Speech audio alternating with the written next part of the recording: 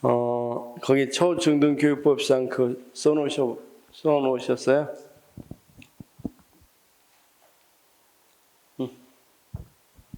초중등교육법. 그렇죠? 안 써놓으셨어? 일단 한번 불러주십시오. 거기 일단 지방자치단체 교육비 특별회로부터 받은 전입금, 그다음 학교 발전기금으로 받은 전입금, 사용료 및 수수료, 그다음 또 뭐 어떤 거 있나요? 쉬는 시간에 쉬셨구나 그냥. 잘하셨습니다. 혹시 적어놓으신 분?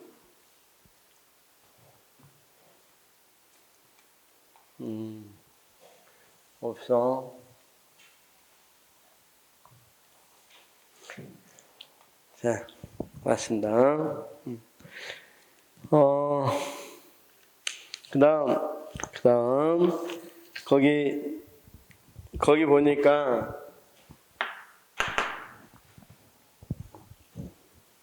쌤 몇 조에 초중등교육법 몇 조죠? 이거 써놓고 시작을 해야. 초중등교육법 학교회계가 몇 조죠? 초중등교육법 30조. 자, 거기 한번 세입 한번 읽어봅시다. 학교회계 세입 한 번만 크게.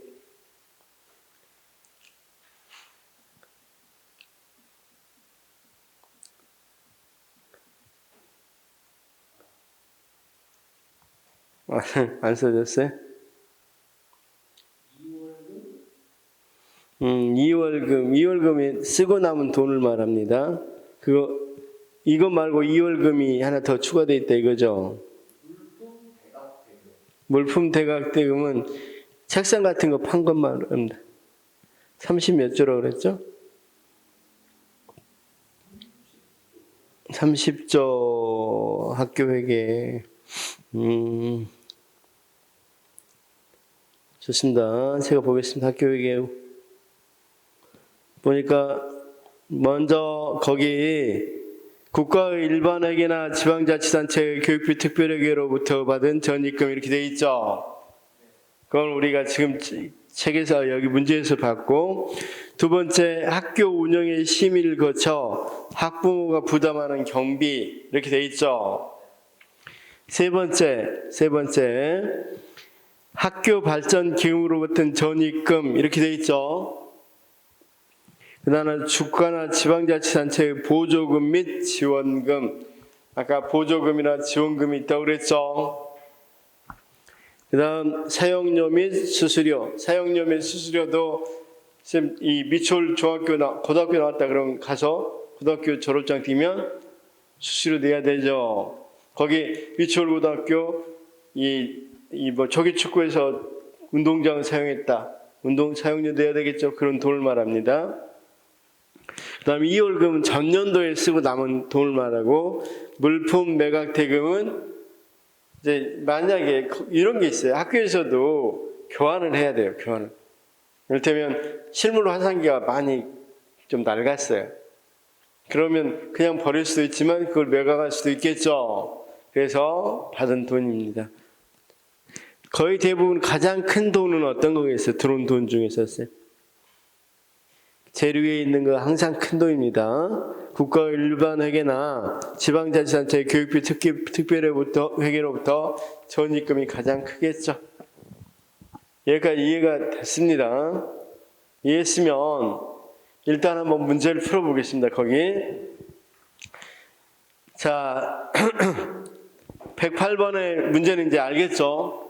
보니까 109번 공립의 초등학교, 중학교, 고등학교 및 특수학교 학교회계 제도에 대한 설명을 옳은 것은 학교 운영 지원비뿐만 아니라 수업료도 당해 학교에 설치된 학교 회계 세입 항목에 포함된다. 쌤, 수업료가 세입 항목에 포함돼 안 돼? 있어 없어? 세입 항목이 없죠? 사실 조금 이따 이 표를 보면 또 세입 항목에 들어있어서 쌤도 헷갈릴 것 같아서 이야기하는 겁니다. 먼저 일단 일반적인 수업료는 지금 이제 거의 다 폐지됐으니까 의미가 없지만 수업료는 학교가 쓸 수 없어요. 일단 어디에 올려줘야 돼요? 교육청. 그래서 교육청 자체 수입에 수업료가 있습니다. 교육청 자체 수입에 수업료가 들어있습니다. 그래서 쌤이 조금 죄송한데 이거 2페이지 보면 지방교육청 지방자치단체 교육비 특별하게 있었죠. 국가로부터 들어온 돈이 있죠. 국가로부터 들어온 돈이 여기 있었죠. 국가 지방자치단체에서 들어온 돈이 있죠.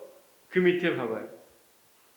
그 밑에 보니까 뭐가 들어와 있어요. 거기 보니까 교수학습 활동 수입에서 공립학교 입학금 수업료가 들어있어요, 안 들어있어요?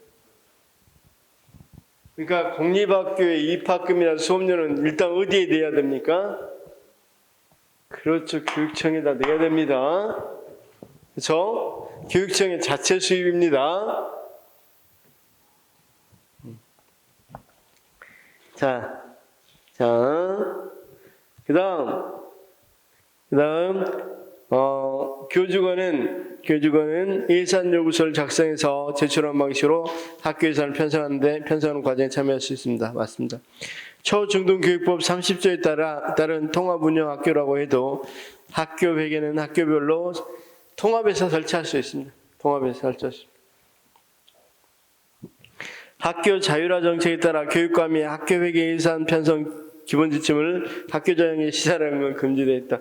이제 조금 이따 예산 편성을 할 건데, 우리 쌤들이 하고 있는 예산 편성을 할 건데 50일 전에 예산 편성 지침을 교육감이 줍니다. 미추홀 중학교에. 지금 중학교만 미추홀 중학교 갖고 해봅시다.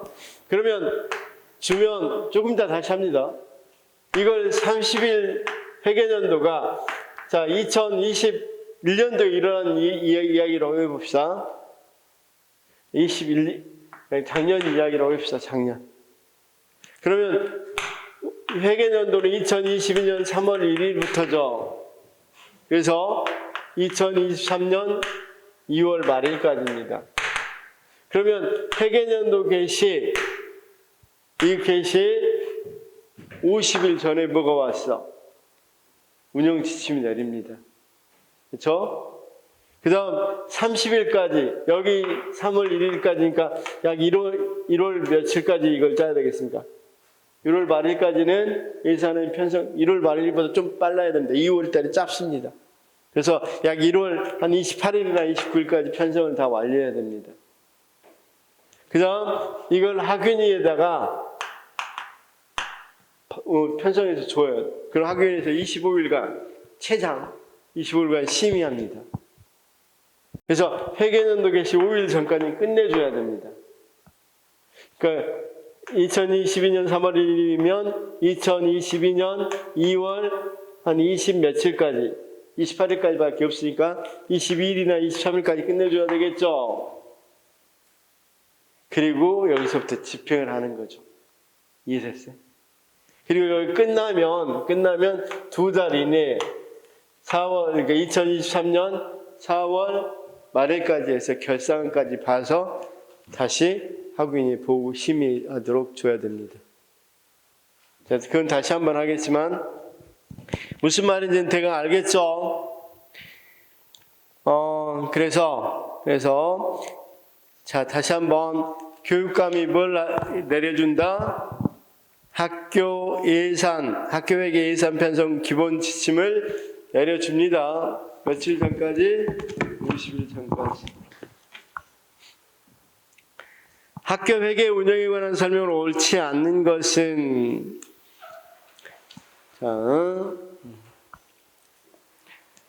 회계년도는 매년 3월 1일에 시작하여 다음해 2월 말일에 종료한다.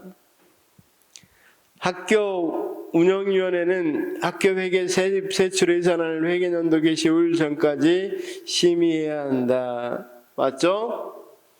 학교장은 결산서를 작성해서 회계년도 종료 후 2월 이내에 해당 시도교육청에 제출한 게 아니라 학교 운영위원회에 제출해야 되겠죠. 시도교육청에 제출 안 합니다. 학교 시설 유지 관리비는 예산안이 확정되지 아니할 때 전년도 예산에 준해서 집행할 수 있다.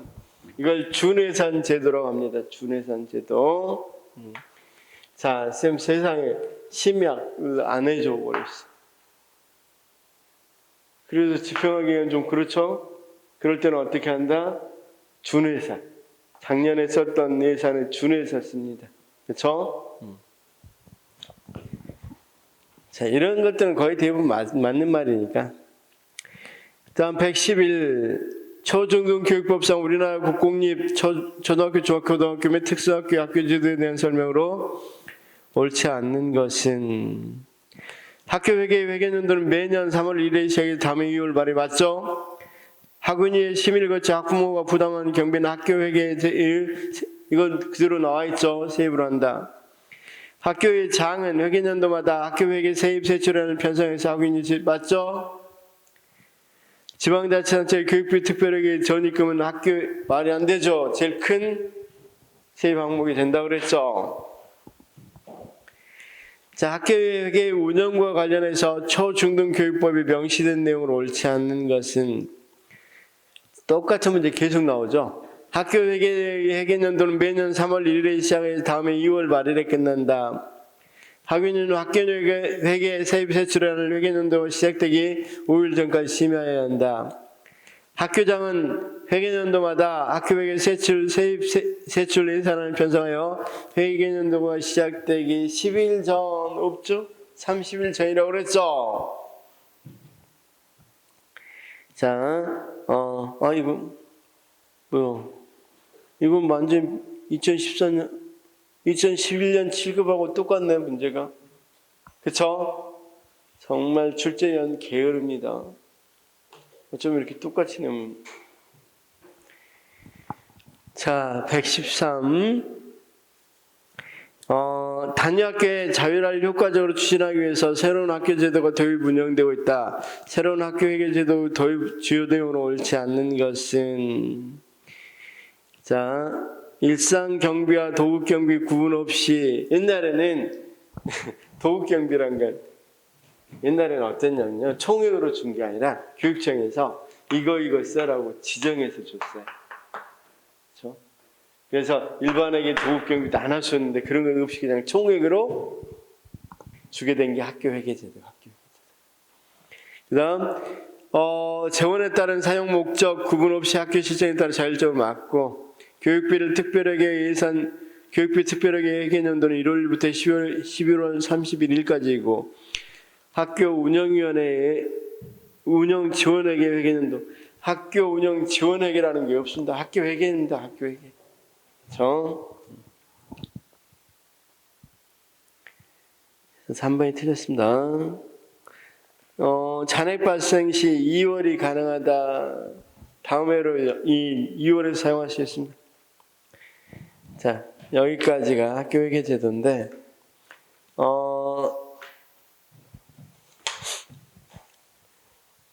한 번쯤은 좀 봐줘야 될 게 이거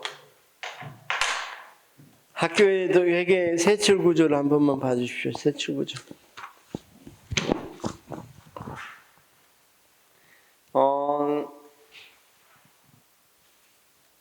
세출 구조.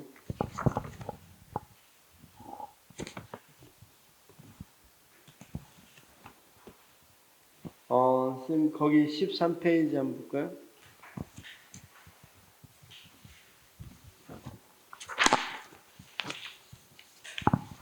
자, 보니까 인적자원 운영, 학교복지, 교육격차 해소 이렇게 쪼개있는데 보니까 어떻게 돼 있어요? 어떤 비용이 제일 구성비가 높아요? 학교, 학생 복지, 교육격차 해소비 제일 높습니다. 그 다음 한 번만 다시 봅시다. 자, 10페이지 한번 볼까요? 10페이지. 19페이지 한번 볼까요? 8페이지. 자, 8페이지 보면 세입 구조는 쌤 장, 간, 항, 목 이렇게 돼 있네요. 형식이. 그렇죠? 그런데 세출 구조 한번 봐요. 세출. 한 장 넘겨서 세출 구조 한번 봐봐요. 세출 구조 보니까 정책사업,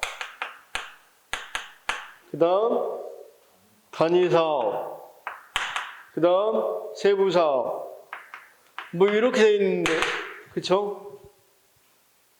아, 학교회계는 세입구조는 품목별, 여기는 성과주의 예산제도를 택하구나, 이렇게 알 수 있겠죠? 이번에 시험에 나왔던 성과주의 예산. 자, 다시 한번요. 학교회계는 세입은 품목별이고 세출은 뭘 택한다? 성과주의 예산을 택하고 있다. 무슨 말씀인지 알겠죠? 다시 세출 보니까 이를테면 크게 정책 사업으로는 인적 자원 운영, 학생 복지 교육 정책 해석, 기본적 교육 활동 뭐 이런 식으로 큰 항목으로 정책 사업을 정해하고, 단위 사업으로는 인적 자원 활동에서 교직원 보수, 기차 교직원 보수, 교직원 복지 및 역량 강화 이런 식으로 쓴다는 거죠. 자, 몰라도 되고 일단은 뭘로 돼 있다? 세입 구조는 품목별, 세출 구조는 성과주의. 이해됐어요? 정책사업, 단위사업, 세부사업. 그쵸? 정책, 단위, 세부사업. 정단세입니다. 정단세. 그래서 지금, 자, 이제 예산 제도를 풀어보려고 연결시켜서 하려고 합니다. 자, 거기 114페이지부터는 예산 제도입니다. 예산 제도. 자, 예산 제도는 어떤 게 있어요? 예산 제도. 이번에 시험 나왔으니까 한번 좀 잘 봅시다. 자, 우리가 방금 품목별로 짤 수 있어요. 품목별. 그쵸? 그 다음 뭘로 짤 수 있을까요? 성과주의. 그 다음 거기 있는 기획예산제도. 기획예산제도. 마지막으로 제로 베이스 버제팅, 영기준. 그쵸? 영기준에.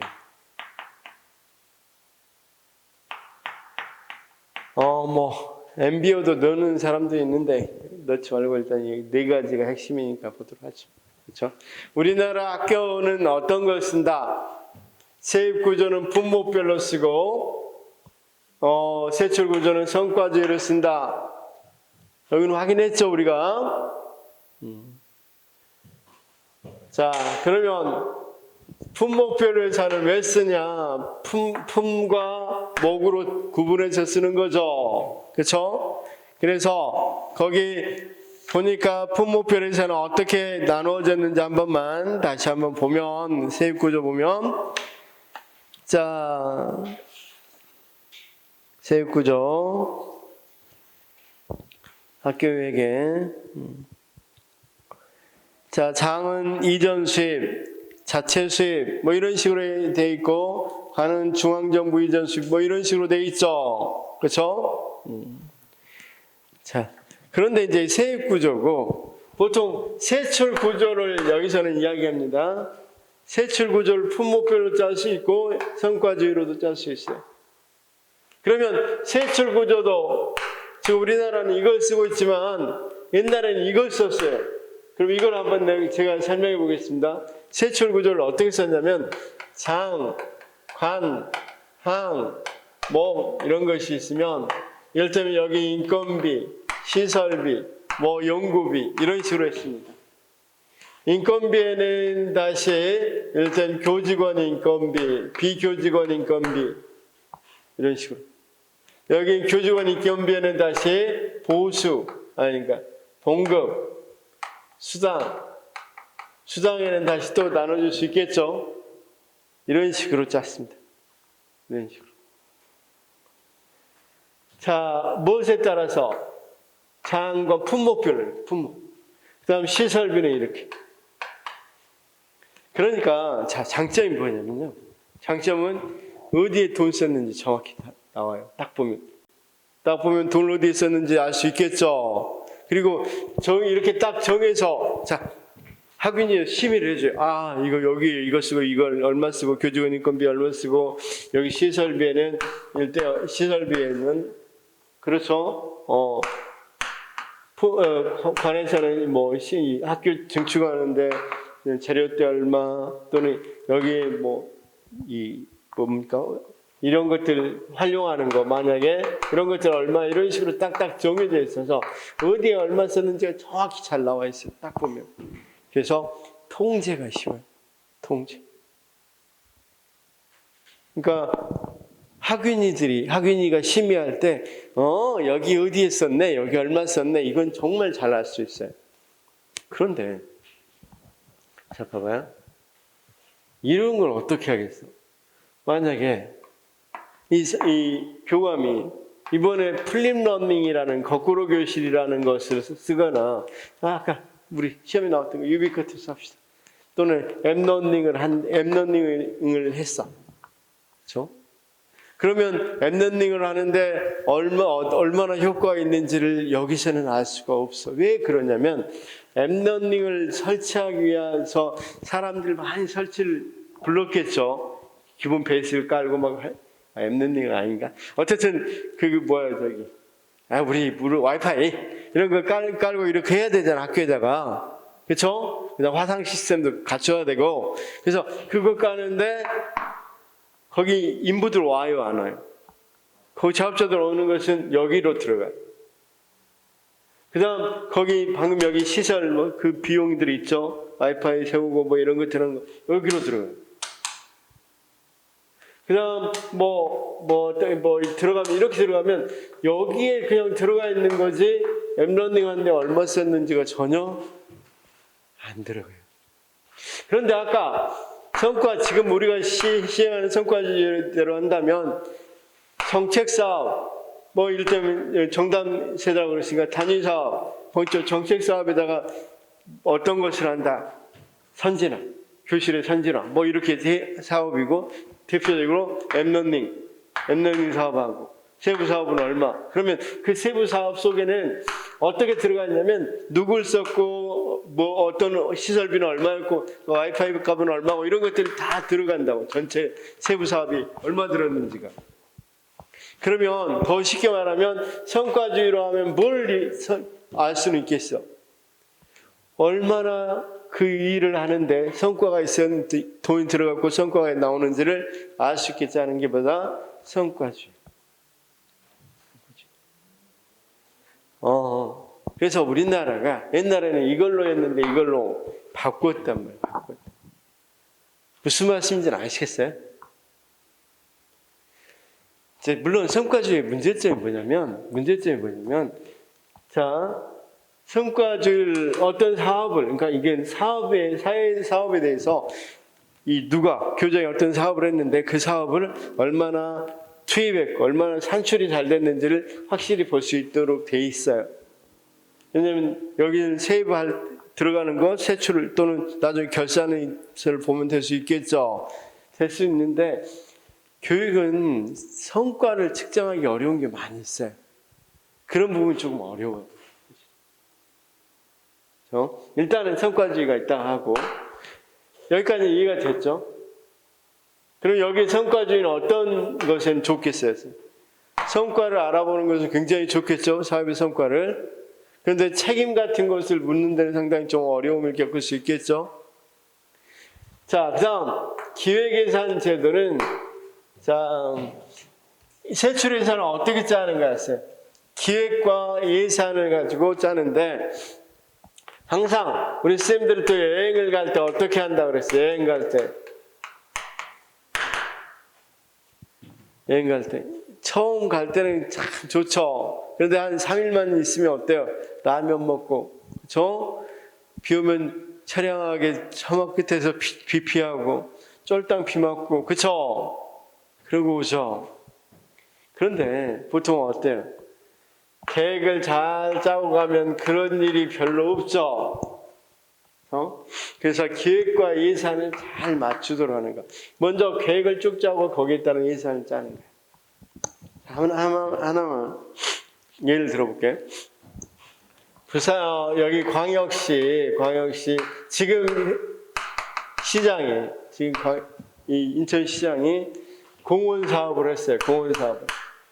이거 공원 사업 하는데 3년 걸려요. 근데 올해 선거에서 작년부터 시작했어요. 근데 올해 선거에서 떨어졌어요. 새로운 시장은 전년도 시장껏 일을 하고 싶겠어, 안 하고 싶어? 그리고 방치되죠. 하다 말아요. 이런 사업들이 계속 이어진단 말이에요. 그럼 왜 그러냐? 이 기획이라는 건 보통 3년씩, 5년씩 이렇게 걸리는데 예산은 항상 매년 짜죠. 그래서 예산을 중기 예산을 짜요. 중기 예산. 예산은 1년짜리인데 3년짜리 예산을 짠단 말이에요. 그럼 중기 예산을 짜면 이 사람이 바꿔지더라도 3년 동안은 계속 거기에 뭐야 돼? 예산을 짜놨으니까, 통과됐으니까 계속 예산을 투입해야 된단 말이에요. 이런 게 기획예산제도예요. 이런 목적으로 만든 게. 그럼 이런 기획예산제도는 그래서 제일 먼저 어떤 것을 먼저 해줘? 전부 다 기획을, 중단기 계획을 짜놓고 거기에다 예산을 다 3년짜리 예산, 1년짜리 거기에 기획에 맞춰서 이렇게 맞추는 것을 기획예산제도라고 해요. 그럼 학교장도 바꿔질 수 있잖아. 전부 갈 수 있고 퇴임할 수도 있겠고. 근데 전임 학교장이 뭘 해놨는데 퇴임하니까 안 해버린다. 그럼 문제가 될 수 있겠죠. 그래서 그런 것들을 예방하기 위해서 그렇게 하는 걸 우리가 기획예산제도로. 이해됐어요? 자, 시험에는 제일 많이 나오는 게 연기준 예산인데 왜 그러냐면 예산을 절감하려고. 여기에 대비되는 말이 연기준 예산과 대비되는 말이 무슨 말일까요? 전년도 기준이 아니라 제로 베이스 0부터 하겠다. 아예 전년도 건 생각 안 하겠다 이 말이에요. 이게 보다 연기준 예산제도. 무슨 말씀인지 아시겠죠? 그러면 저 연기준 예산제도를 짜려면 여기는 기획과 예산을 일치시키는 거고 연기준 예산을 짜려면 어떻게 짜야 되겠어?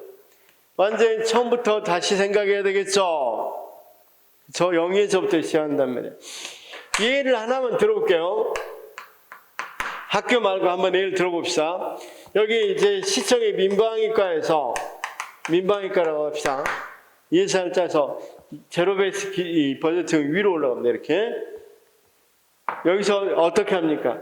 여기서 2021년도에 뭐였다? 기후가 많이 이상기후가 많을 것 같다. 가뭄이 들 것 같다. 그럼 가뭄 대비 얼마? 그 다음 뭐 얼마? 이렇게 쭉 짰단 말이야. 남북에 별로 분쟁이 별로 없어. 미사일도 안 쏘고. 그러니까 예비군 훈련은 좀 뒤에 가거나 화생방 훈련은 여기 오 정도 있었단 말이야. 그런데 갑자기 북한이 계속 여기 또 접경 지역이고 그러니까 갑자기 뭐 한다? 미사일 쏘고 막 핵실험 막 그런단 말이야. 그러면 갑자기 뭐 한다? 이건 전혀 생각하고 짜야 되니까 1순위가 뭐가 되겠어? 그렇죠. 민방위 훈련이라든가 화생방위 훈련 이런 것들이 1순위로 올라오겠죠.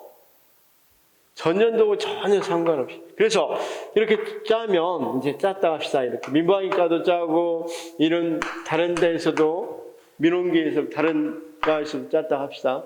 뭐 호적과면 호적과에서 짰다 합시다. 그럼 이걸 이제 여기 민원과장이 여기서 민원계하고 민원계장하고 이 민방위 계장하고 짜온 걸 가지고 또 순위를 매겨요. 왜냐하면 자원은 한정돼 있으니까 다 할 수는 없죠. 그래서 순위를 매겨서 자른단 말이에요.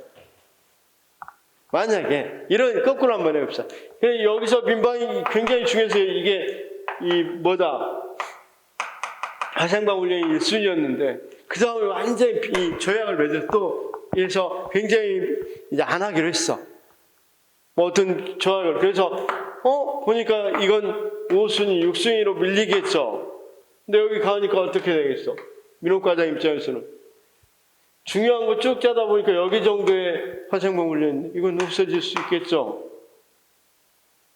그러니까 완전히 우선순위에 따라서 진짜 중요한 것에 먼저 자원을 배분할 수 있겠죠. 왜냐하면 전년도 기준 예산 짤 때는 항상 그랬어. 2020년도 짠 예산에다가 그 다음 2021년도는 2020년 예산에다가 물가 상승률 얼마나 물가 상승률 됐냐, 그 다음에 이제 대폐질 당한다니까 삭감될 걸 고려해서 알파 이렇게 해서 짰어요 항상. 그러니까 쉽게 말해서 뭐가 되냐면 이 시골 지역에서 경기 정리가 다 끝났어요. 경기 정리 다 됐는데도 작년도 경기 정리값이 얼마 있으니까 여기도 그대로 경기 정리가 들어와 있어요. 전년도를 기준으로 짜놓으니까. 중요하지 않아. 지금 저 경기 정리가 중요하지 않는데 이제 거의 대부분 다 했어. 그런데도 불구하고 여기 계속 남아있다고. 무슨 말인지 알겠죠? 그런 것들을 여기 연기준에서는 과감하게 뭐 할 수 있겠어? 감축할 수 있겠죠. 그래서 연기준에서 하면 감축 관리, 그 다음 뭐 한다? 우선순위, 아주 중요한 것부터 우선 예산을 배정한다. 무슨 말씀인지 알겠죠? 자, 그래서 문제를 한번 풀어봅시다. 거기 자, 114페이지 다음 내용에 해당하는 교육예산 편성 기법은 전년도의 사업, 목표, 방법, 배정금액 구애받지 않으면서 이것만 읽어도 다음 읽을 필요가 없을 정도죠. 자, 그래서 학교의 모든 사업을 총체적으로 분석해 우선순위를 결정한 뒤 예산을 배정한다. 연기준, 그쵸? 그 밑에 내년에 우리 학교의 지역사회에 함께라는 마을 공동체 한마당 대축제를 추진한다는 얘기를 들었어요. 아니 그런 예산을 추진할 돈이 어디 있어요? 금년 예산을 보면 가능한 일인가요? 글쎄요. 교장선생님이 일단 금년 예산은 생각하지 않고 계획을 세우라고 했다. 딱 봐도 연기준 예산. 그쵸? 그 다음 116 예산 편성 기법에 대한 설명 옳은 것은 품목별 예산 제도는 정책이나 계획 수립이 용이하고 집행에 있어서 융통성, 아까 통제 목적이라고 그랬죠. 그래서 융통성을 기할 수 없겠죠. 성과주의 예산 제도는 공무원의 재량권을 아니죠. 재량권을 제한하기 위해서 한 건 품목별 예산이라고 그랬습니다. 기획예산 제도는 단기적인 예산 편성을 실행계획과 연결시켜 1년 단위 예산이라고 그랬습니까? 3년 단위 중기예산이라고 그랬습니까? 중기예산이라고 그랬죠? 4번 연기준 예산제도는 점진주의 예산제도를 탈피하여 경기 변동이 그렇죠. 조금씩 바꾸자는가 아예 제로부터 시작하자는가. 제로부터 시작하니까 완전히 점진주의가 아니라 합리주의 모형이죠. 다음은 특징과 가장 일치하는 예산 편성 제도는 자 연기준이죠. 전년도 예산과 상관없이 나왔으니까. 학교 예산 편성 기법 중 연기준 예산 제도 장점으로 볼 수 없는 거. 딱 한 번만 읽어봐도. 지금 답 똑같죠? 3번이죠? 자, 마지막 그 뒤에 119번 목표관리 기법 절차를 다음같이 4단계로 구분할 때 가로 안에 들어갈 것은 이건 시험에 안 나온다. 다음은 안 나오니까 그냥 한번 이런 정도가 있다. 답은 4번이죠. 근데 이런 것들이 나올 가능성이 좀 드뭅니다. MBO라는 건 자 우리 쌤 MBO는 어떤 교수님이 만든가? 드러커 교수, 드러커하고 오디오 드러커 교수가 제안했고 오디온 교수가 체계화시킨 건데 자 MBO가 뭡니까? MBO가 목표관리입니다. 목표관리인데 앞에 뭐가 들어가야 돼? 앞에 뭐가?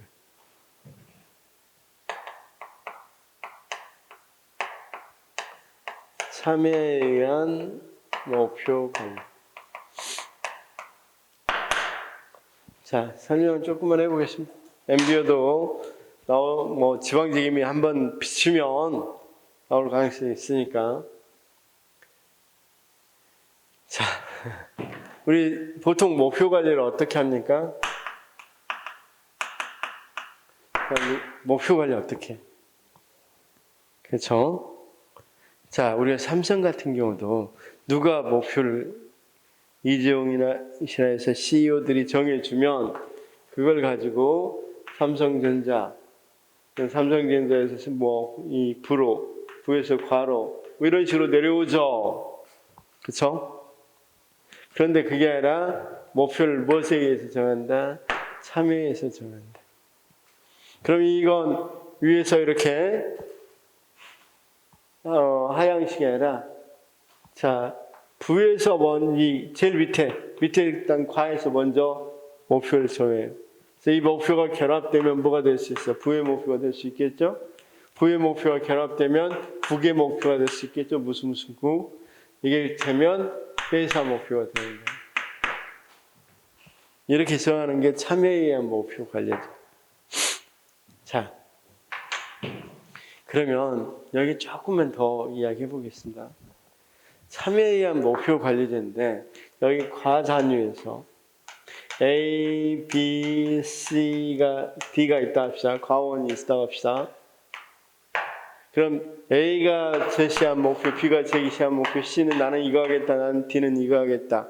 이렇게 목표를 정해줍니다. 그러면 피드백을 해줄 때 또는 평가할 때도 자신이 정한 목표에 따라서 피드백을 해줍니다. 그렇죠? 조금만 더 구체적으로 이야기해 볼까요? 여기 미추홀 구에 현대자동차라고 합시다. 현대자동차 영업소입니다. 현대자동차 영업소에서 그러니까 여러분 보험회사 생각이 돼요.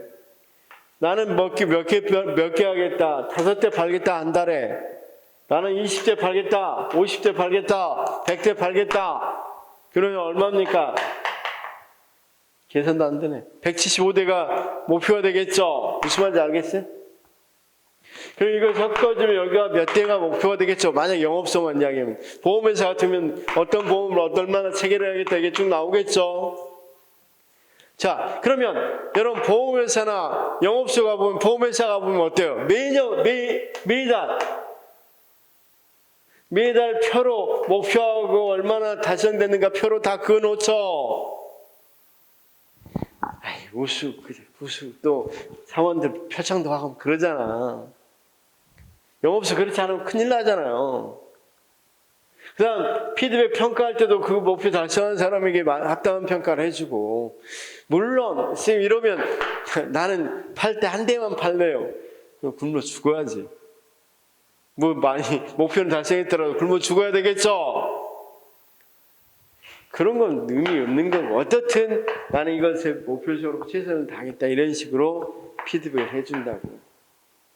이런 게 목표 관리제야, MB. 그리고서 쭉 올라가는 게 상향식이고. 그러다 보니까 누구나 목표를 정하는데 참여하다 보니까 우리가 어떤 걸 예방할 수 있겠어. 위에서 일방적으로 내려온 지시나 명령 이런 관료적인 풍토 같은 걸 예방할 수 있고, 참여한다 그러니까 민주적인 운영이 될 수 있겠죠. 여기까지 이해가 됐어요? 근데 단점이 뭐냐면, 단점은 꼭 알아주세요.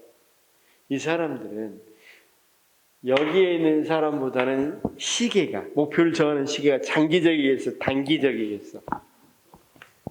자기 일이 중요하니까 자기 일만 생각하겠죠. 굉장히 단기적이라는 한계가 있어요. 그러니까 장점으로는 민주적이다. 그 다음 관료적인 것을 방지할 수 있다. 그렇죠? 그 다음 뭐가 일어나? 조직원들의 참여가 일어나고, 그럼으로써 상위 같은 거 높아질 수 있겠어, 없겠어? 그렇죠? 그런데 비해서 제가 지금 보험회사나 영업소라고 해서 그렇지, 왜냐면 수량하기 쉬우니까 해보는 거고, 조금 수량하기 어렵더라도 회사들이 이걸 채용할 수는 있어요. 뭔 말인지 알겠죠? 그래서 이렇게 하는 것을 우리가 뭐라고 그런다? 엠비어라고 그런다. 이해됐어요? 그래서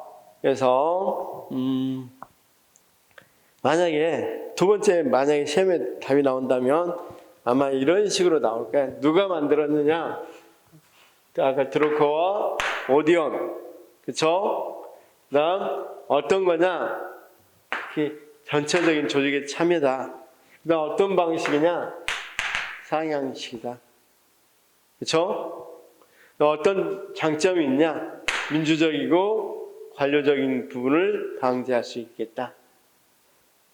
근데 어떤 단점이 있느냐? 단기적인 시기를 갖기 때문이다. 이해됐어요? 넘어가십시다. 120.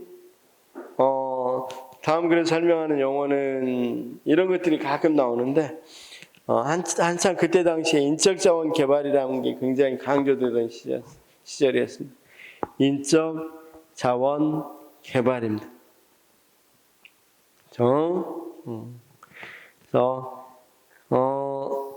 인적 자원, 제일 밑에 개인의 성장과 개발, 조직의 성과 향상, 지역사회의 개발과 발전, 국가의 발전과 국민 복지 향상을 달성하기 위한 조직적인 활동, 그다음 개인, 집단 및 조직의 효율성 향상을 위한 훈련과 개발. 그래서 이런 것들이 주로 인적 자원 개발이라고 불렀습니다. 그래서 지금은 안 나옵니다. 이미 지나간 문제입니다. 그때 한참 우리 이 부서조차도 인적자원부인가 뭐 있었잖아. 부서조차도 그럴 때 나왔던 문제입니다.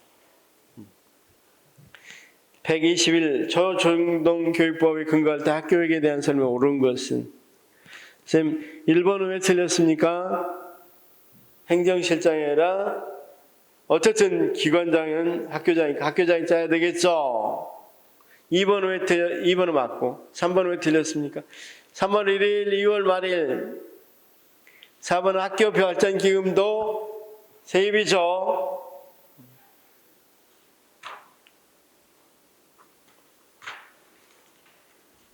그 다음 122. 이제 기획 파트입니다. 기획. 그렇죠? 기획 파트. 자, 기획과 정책 파트를 할 겁니다. 기획. 기획이라는 건 뭐야? 기획이나 계획은 거의 같다고 생각이 듭니다. 우리가 계획해 보는 거죠. 자, 당연히 학교장도 학년 초에 계획하겠죠. 뭐 어떻게 할 건지, 그렇죠? 또는 자, 보통 일반적으로 교육부 장관도 기획하겠어, 안 하겠어요? 어떻게 할 건지. 기획에는 그러면 단기 계획도 있고, 중기 계획도 있고, 장기 계획도 있겠죠. 그렇죠?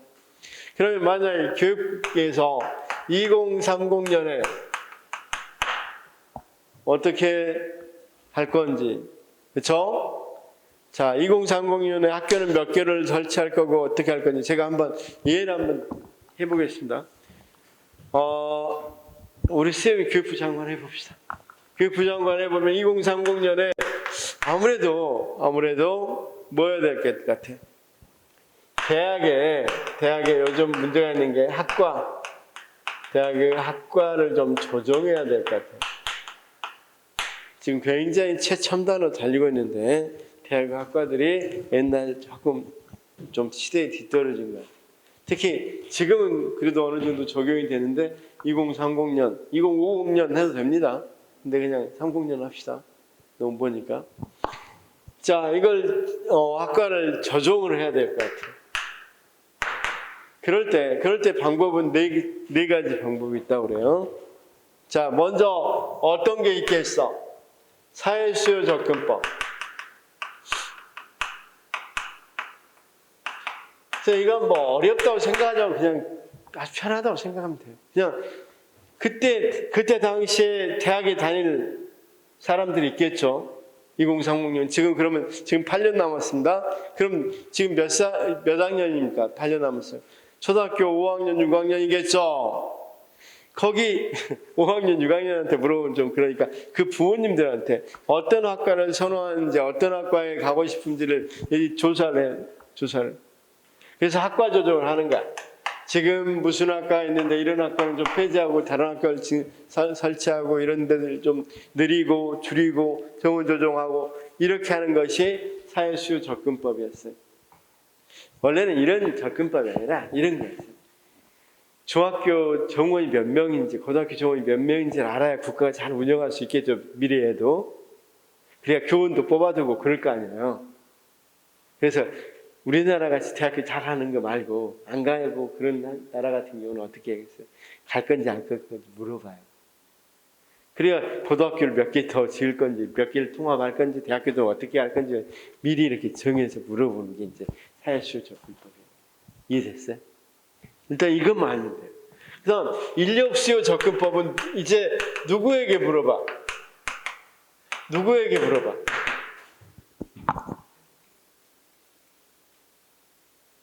단일 사람한테 물어본 게 아니라 산업체에 물어봐. 산업체. 산업체 너네 2030년에 몇 명 필요하냐 도대체.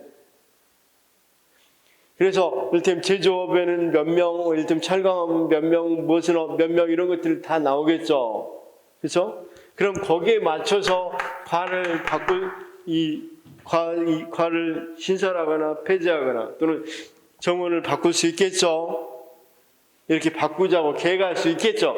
진짜 지금 계획하는 게 아니라 지금 바꾸는 게 아니라 그렇게 계획해서 준비할 수 있겠죠. 그래서 교수들도 거기 관련된 교수를 뽑아야 되니까 앞으로는 어떤 거 관련된 교수는 뽑지 말고 뭐와 관련된 교수를 주로 증설해 가면서 뽑고 이래야 되겠죠. 이게 인력수요 접근. 누구에게 물어봐? 산업체. 누구에게 물어봐? 단일 사람에게. 그다음 교육 수익률 접근법은 이런 거였어요. 다 우리 쌤 자 사과 좋아하죠. 사과. 선생님만 시키면 안 되니까 우리 쌤 사과 좋아하시죠. 그렇죠? 사과를 샀다 합시다. 그래서 1,000원씩 주고 4개를 샀어요. 4개. 그렇죠? 그래서 처음 하나는 어때요? 수익률이 한 개 수익률입니다. 비용이기도 하고. 그래서 4개 10,000원 주고 샀어요. 10,000원 주고.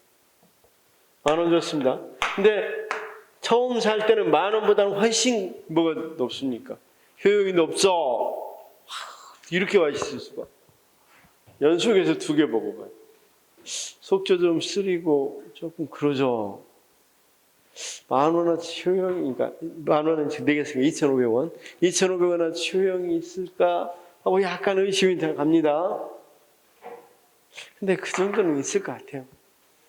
3개 먹었더니 이건 1,000원어치 효율도 없네. 그럼 우리 쌤은 딱 사야 될 사과는 몇 개였어요? 2개. 그게 최대 효용을 내는 거죠. 한 개 수익률이니까. 그렇죠? 그런데 그러면 컴퓨터 학교에 한 명이 갔을 땐 효용이 엄청나게 높겠죠. 2명, 3명, 4명, 5명, 10명, 100명, 1,000명이 몰리면 이제 딱 가서 들어간 비용하고 이 컴퓨터 학교 들어갈 때 비용하고 수익률을 딱 맞았어요. 근데 1,100명, 1,200명 뽑으면 점차 수익률이 떨어지니까 효용이 더 감소하겠죠.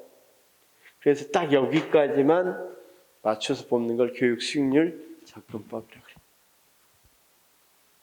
쌤, 그냥 어렵게 생각하지 마. 답은 이거야. 답은 이거면 이거 나와.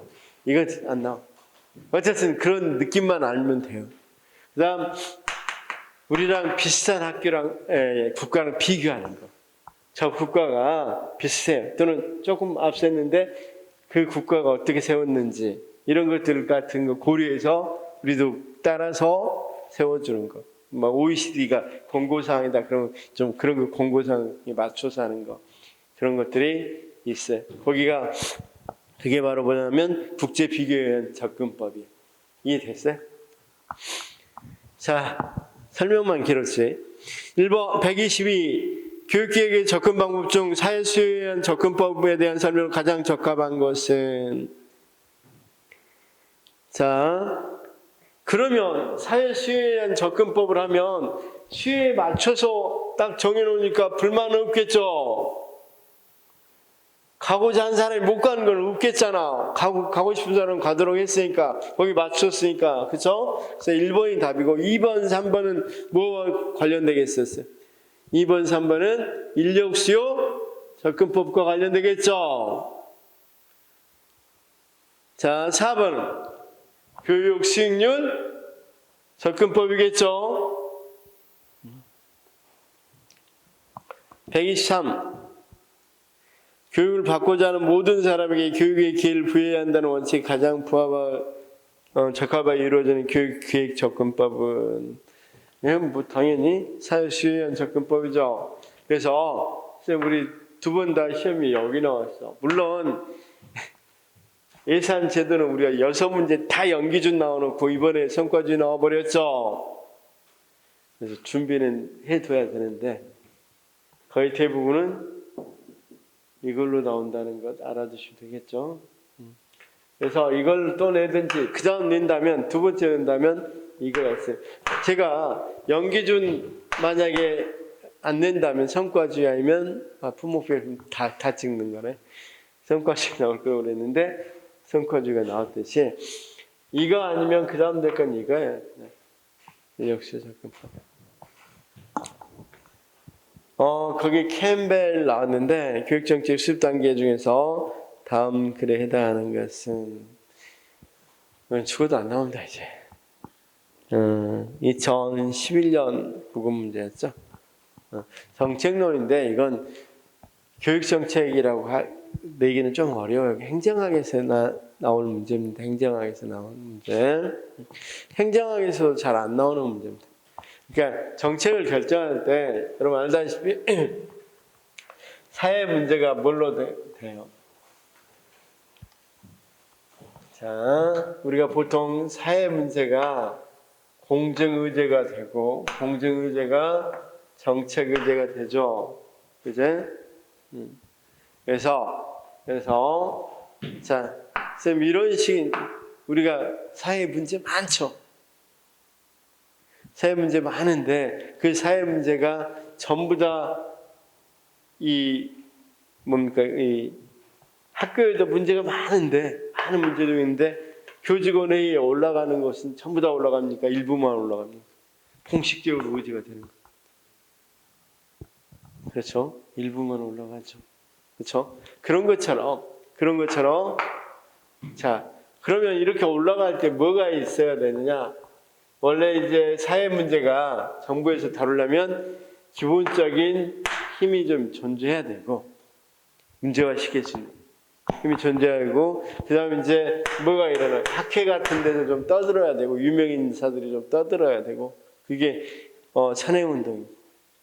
그다음 이제 좀 더 조직화돼서 정치적 활동하고 나면 그게 뭐가 된다? 입법화된다. 이렇게 주장하는 사람이 캠벨이에요. 자, 쌤 무시하십시오. 안 나온다. 무시할 문제가 몇 문제가 있는데 거기 그 문제하고 126번 문제도 무시해도 되는데 일단 한번 설명하겠습니다. 그 다음 쌤 거기 125번 문제는 뭐냐면 쌤 사회적 이슈가 있죠. 사회적 이슈가 정부에 들어서 공식적으로 의제가 되는 것을 우리가 정책 의제 설정이라고 그래요. 다시요. 그냥 사회적 문제가 들어와서 정책 의제 설정.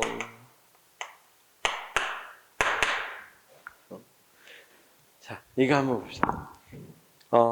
학교 폭력이 한두 번 있었던 것도 아니고 옛날에도 다 있었죠. 사회적 이슈. 학교 폭력도 있었잖아요. 우리 심 좀 맞고 맞았죠? 아니면 가해자입니까? 때렸습니다. 심 가해자? 어떻든 있었단 말이야. 그런데 이게 어쨌든 뭐 평소에 뭐 그렇게 했다가 갑자기 몇 명이 죽고 막 큰 사건이 있고 인터넷에 올라가고 그러니까 어디에서 국무회의에서 이거 안 되겠다. 학교에 대해서 어떻게 교육부 장관이 보고하고 뭐 교육부 어떻게 해야 될 건지 이렇게 해서 정식으로 이제 다루는 것을 국가에서 이렇게 정식으로 정책으로 다루는 걸 정책 의제 설정이라고 그래요. 그럼 이제 어떻게 할 건지 대안을 많이 이야기하겠죠. 그렇죠? 그 대안 중에서 결정한 것을 정책 결정이라고 그래요. 그럼 결정된 정책을 뭐 하겠어? 집행해야 되겠죠. 그걸 정책 집행이라고 그래요. 집행된 걸 뭐 해야 되겠어? 평가해야 되겠죠. 정책 평가. 그렇죠? 자, 애들이 잠을 못 자고 맨날 아침 보면 비리비리하고 맨날 와서 누워있고 뭐 이런 것을 한두 번 본 것도 아닙니다. 사회적으로. 그렇죠. 그러다가 어느 때부터 굉장히 애들이 힘들어하고 뭐 이런 것들로 많은 병들이 있다고 이런 이슈화가 되고 인터넷에 뜨고 언론에 나오고 그러니까 서서히 뭐 하겠어. 그렇죠. 이제 교육청에서 지금 경기도 같은 경우 이야기해 봅시다. 경기도 교육청에서 다루기 시작했습니다. 어떻게 해야 될 거냐. 이거 청소년들 건강 문제 심각하고 있는데 어떻게 해야 되냐 하고 이제 정식으로 이제 다루어지는 게 정책 의제 설정입니다. 대안이 여러 가지 나왔습니다. 이를테면 9시에 등교하자. 아니면 뭐 1교시 뭐 그런 것들도 다 없애자. 또 어떻게 하자. 막 여러 가지 대안 중에 나왔겠죠. 그 중에 하나를 선택했습니다. 그게 뭡니까? 9시 등교제. 그래서 그걸 집행했죠. 지금 집행 중이죠. 재작년부터 했으니까 이미 집행했고, 거기에 대한 1차적인 평가는 이미 나왔겠죠. 학생들이 어떻게 됐다. 학생들이 좀 더 건강해졌는지, 학생들이 좀 더 학교 잠 안 자고 좀 적극적이 됐는지, 또 여러 가지 정신적인 문제에서 괜찮은지 이런 것들에 대해서 평가가 나왔겠죠. 그렇게 이루어진다. 그래서 자, 사회적 이슈가 뭘로 되고 정책 의제 설정이 되고 정책이 결정되면 정책 집행되고 그다음 정책 평가된다. 그래서 답은 1번이죠. 로이가 제시한 정책의 유형과 그에 해당하는 정책 사례를 바르게 연결한 것은 로이는 정책의 유형이 어떤 거냐에 따라서 뭐가 달라져? 집행 과정이 달라진다고 생각했어요. 그렇죠? 그래서 행정하는 사람들이 이건 다 알겠지만 사립학교 설립 인가 같은 건 규제 정책입니다. 두뇌한국 PK21 같은 건 배분 정책이고 그다음 그런 법령을 정비한다거나 그런 걸 구성 정책입니다.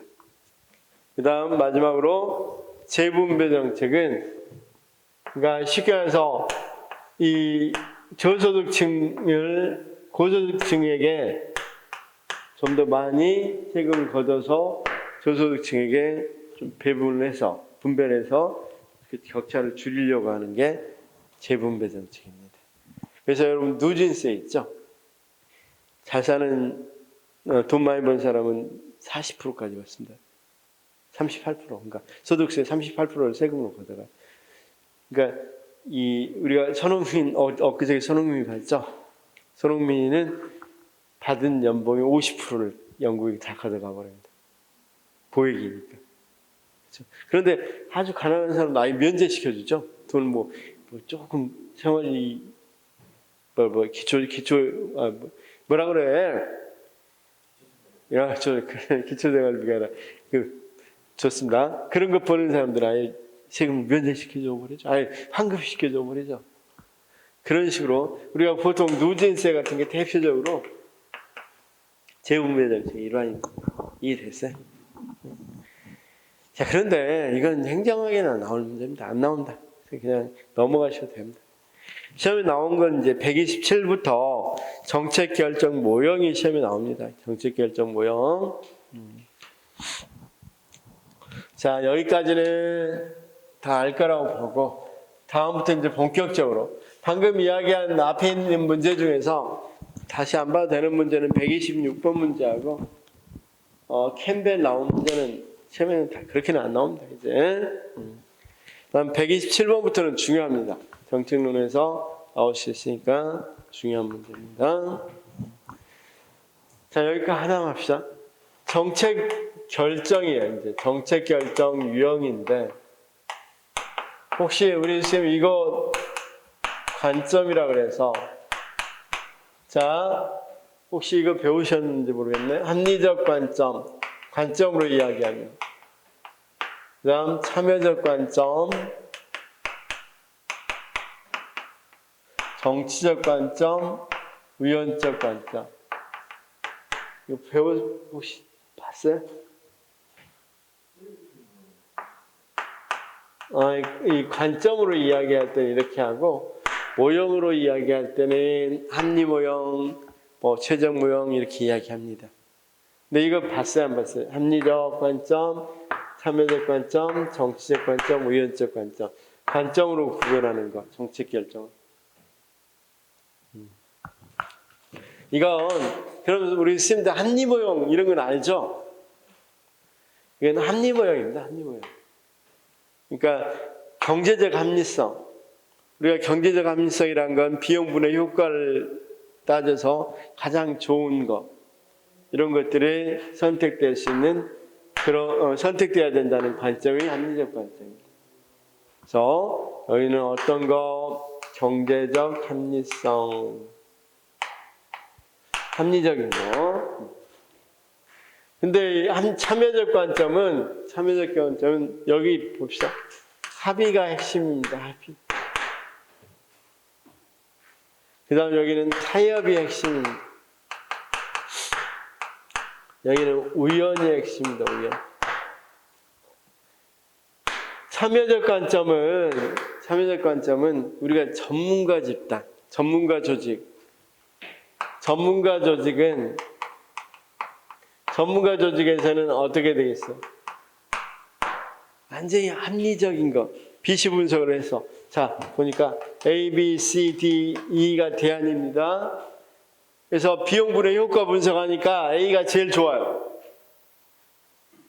그런데 그러면 이제 합리적 관점은 이걸 이야기하는데 참여적 관점은 전문가들은 A가 좋다 하더라도 미래를 봐서 C가 더 나은 것 같다. 그러니까 전문가들이니까 뭘 볼 수 있다고 생각하는가? 합의. 정치적 관점은 이해관계자들은 합의 보는 게 아니라 타협 보죠. 합의는 서로 일치해서 이거 하자 이렇게 되지만 타협은 그게 아니라 너 조금 양보해, 나 조금 양보할게 이렇게 해서 보는 게 타협이죠. 이해관계자. 위헌적 관점은 말 그대로 우연히 결정된다는 거예요. 모든 것은 우연히 결정된다. 그래서 거기 한 번만 읽어보면 127페이지 자 이건 거의 대부분 이렇게 관점으로 나오면 한 99%는 참여적 관점이 답입니다. 99%는 관점으로 나오면 참여적 관점이 답입니다.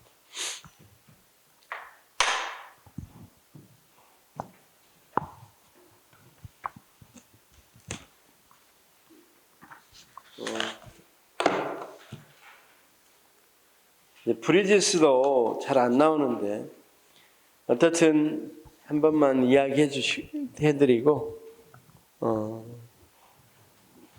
그냥 크게 중점을 안 둬도 됩니다. 브리지스까지 하고 쉬겠습니다. 이건 이제 정책 결정 모형에서 참여 여부예요. 참여 여부. 자, 과가 무슨 과 나오셨어요? 혹시 실례가 안 된다. 무슨 과? 네. 그래요. 금융정보과. 그래 사회쌤이 될 수 있습니다. 만약 우리 쌤 사회교사라고 합시다. 사회교사예요. 근데 교장쌤이 지금 골머리에 썩고 있는 문제가 급식업체를 선정하는 문제예요. 자, 급식업체를 선정하는 의사결정을 해야 되는데 우리 쌤을 참여시키는 곳이 와서 급식업체 선정하는데 회의하자고 그러면 좋겠어요, 안 좋겠어요? 왜냐하면 일단 우리 쌤은 전문성이 급식업체에 대해서 있어요, 없어요? 없죠. 그 다음 이해관계. 원래 급식은 교사가 먹으면 안 됩니다. 학교 급식은. 그러니까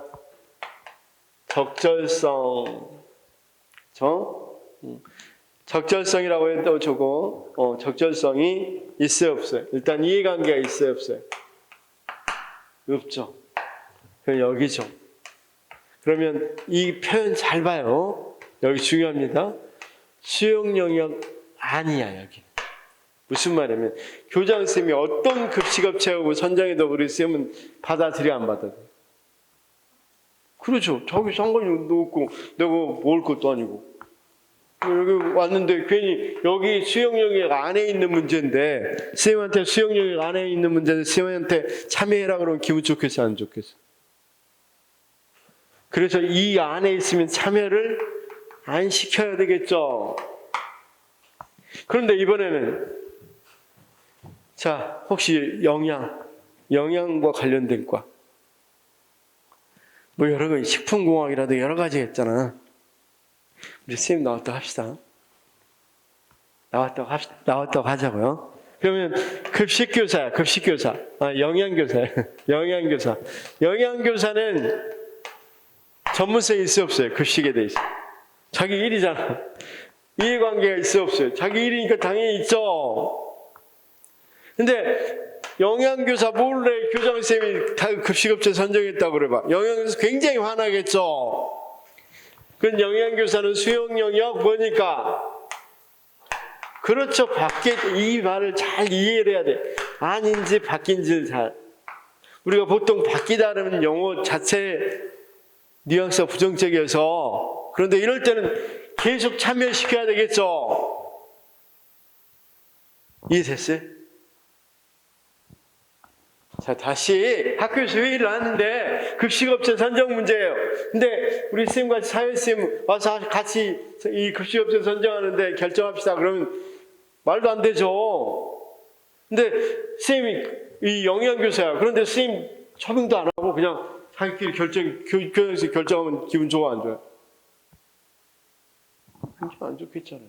그 말이에요, 그 말. 그러면 이건 브리지스 이야기는 누가 학교 운영자가 어떤 사람을 참여시키지 말 것인지를 알려주는 모형을 제시한 거야. 참여적 의사결정 모형. 그러면 만약에 학생들은 어때? 학생들을 생각해 봅시다. 학생은 급식의 전문가입니까? 아니죠. 그런데 자기가 먹어야 되죠. 이해관계는 있어 없어? 있으니까 여기겠죠. 여기는 수용 영역 경계라고 그래요. 경계. 왜냐하면 이 급식업체 선정하는데 학생들 참여시킬 때 맨날 참여시키면 학생들 귀찮아라 그러겠죠. 전문적인 일이 있는데 그걸 참여시킨 건 문제가 있겠죠. 뭐 할 때? 이해관계가 있을 때. 그래서 자, 급식업체들이 급식을 이렇게 제공한다고 그러는데 자기가 좋아하는 급식업체에다 별표 붙여와라. 이렇게 해서 참여시켜야 되겠죠. 그 다음 여기 보건교사가. 보건교사는 급식에 대해서는 어느 정도 뭐가 식중독을 일으키고 뭐가 어떻게 할지 전문성 갖고 있죠. 근데 자기 일은 아니에요. 보건교사는. 그럼 여기에 해당되겠죠. 여기도 경계. 그럼 교장이 뭐 할 때 한번 불러야 되겠어. 다 부를 게 아니라 급식에 대해서 전문적으로 그 공원이 될 때 거기 전문성이 있으니까 전문성 읽어봐요. 거기 전문성 검증이란 구성원의 결정에 기여할 수 있는 충분한 지식과 경험을 갖고 있는가를 따지는 것. 그럼 전문성 방금 보건교사는 그건 갖고 있죠. 근데 적절성 봐봐요. 자, 결정한 사안에 대해서 구성원의 개인적인 이해관계가 누구는 보건교사는 자기 일 아니잖아. 이해관계는 없죠. 그래서 자 3번, 4번이 맞고 2번 구성원들의 수용 영역 안에 있는 경우 모두 참여시키는 거 말이 안 되죠. 이거 되려고 그런 거야. 이 이상 낼 수 없어. 그냥 이 문제는. 왜냐하면 왠지 안, 박 이러면 안은 참여해야 될 것 같잖아. 바깥에 있으면 참여 안 하는 것 같잖아. 그런 걸 생각하고 내 문제니까 이런 것만 잘 구분하면 이런 문제는 절대 속지 않는다고요. 이해됐죠? 그러니까 이런 게 왜 나오냐면 교장선생님도 항상 교사들을 다 참여시키는 건 굉장히 비효율적이겠죠. 어떤 거 있을 때는 참여시키고 어떤 거 있을 때는 그 교사는 참여 안 시키는 게 좋겠죠. 그럴 때 브리지스라는 사람이 그 모형을 제시해서 이럴 때는 참여시키고 이럴 때는 참여시키지 않는 게 좋겠습니다. 이렇게 수용력 아니면 참여시키지 말고 바뀌면 참여시킵시오. 이런 거라는. 이해됐어요? 일단 모형 보도록 하겠습니다. 그 다음에 자, 제정이 다 끝났으니까 혹시 질문이 있어요? 어떻든 뭐든 다 좋습니다. 어떤 문제든 다 질문해 보시기 바랍니다.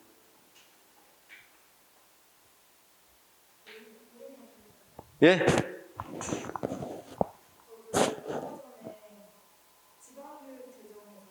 예.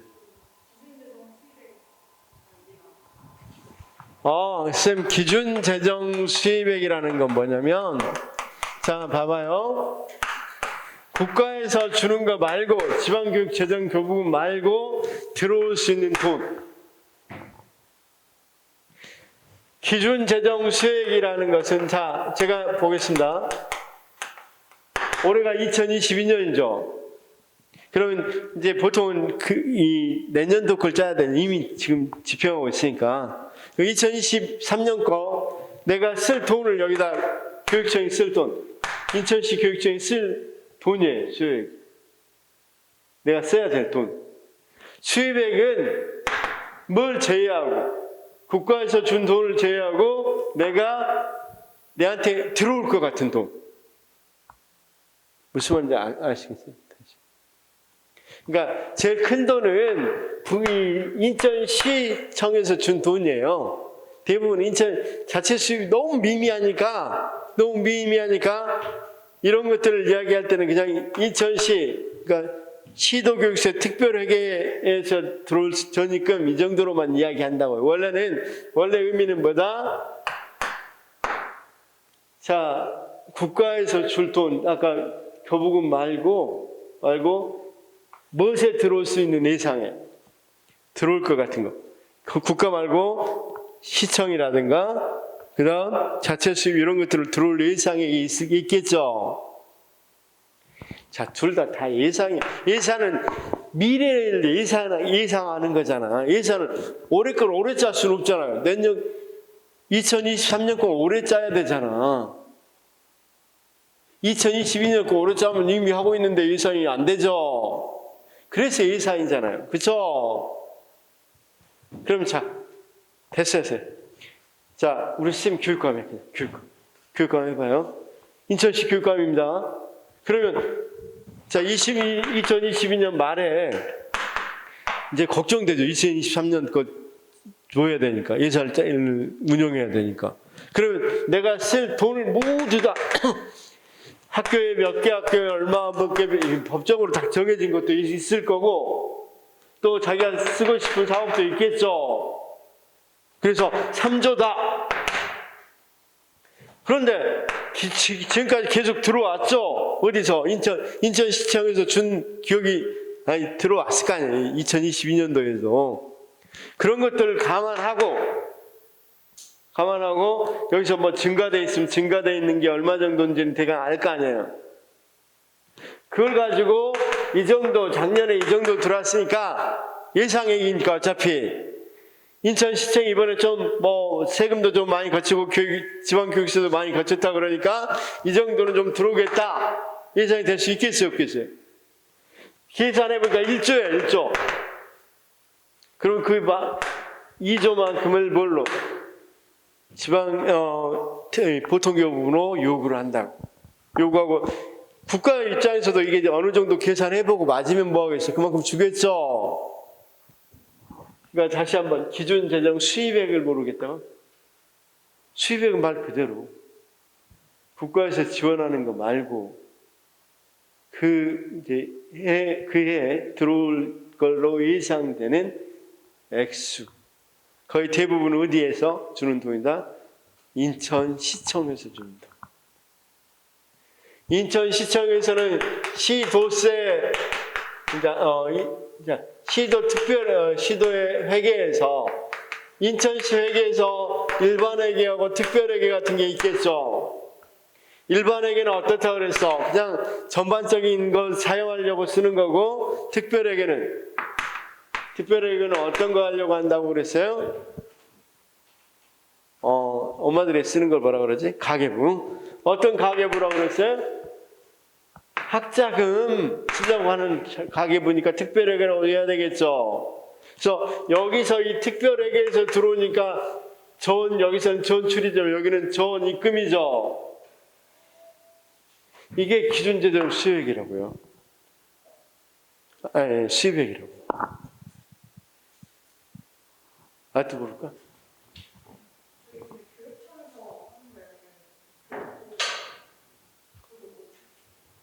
아니. 지금 항상 기준은 교육청이에요, 교육청.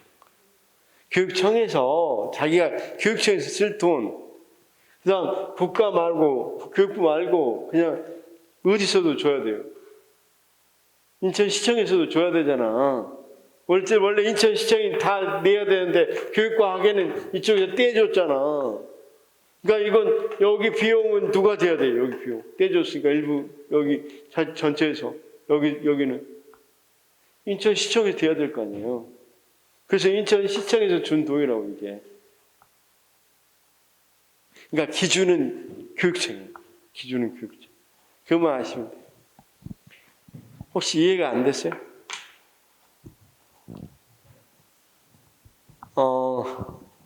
됐습니다. 자, 혹시 이해가 안 되면 다시 한번 선생님 개인적으로 물어보시기 바랍니다.